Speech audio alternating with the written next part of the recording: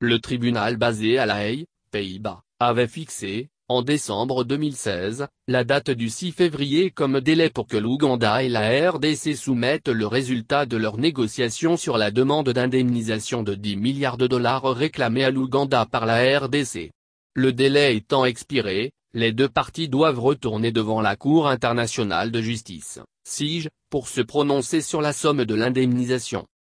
La RDC réclame cette somme à l'Ouganda pour le pillage de ses ressources naturelles par les forces ougandaises lorsqu'elle était entrée sur son territoire à la fin des années 90. Malgré l'expiration du délai le mois dernier, le gouvernement ougandais a indiqué qu'il continuerait à poursuivre les négociations avec la RDC pour se mettre d'accord sur le montant de l'indemnisation accordée à ce dernier par la CIJ, indique le journal ougandais Daily Monitor, citant les propos de Francis Atok, solliciteur général du gouvernement ougandais.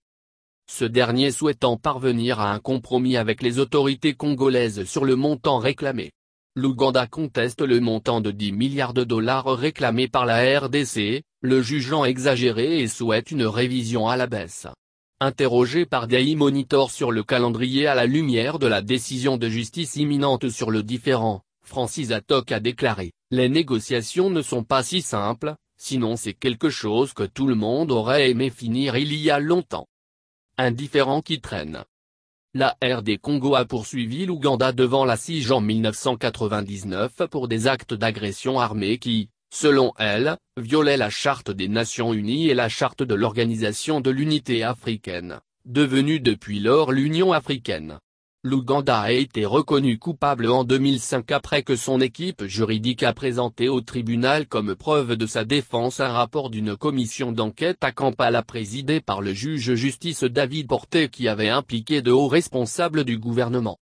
Le rapport a confirmé le pillage des ressources de la RDC entre 1998 et 2001, mais a exonéré des hauts responsables gouvernementaux et militaires ougandais, dont le frère du président Museveni, le général Salim Saleh, qu'un groupe d'experts de l'ONU avait dénoncé dans son rapport sur l'exploitation illégale des richesses congolaises, indique le journal ougandais Daily Monitor.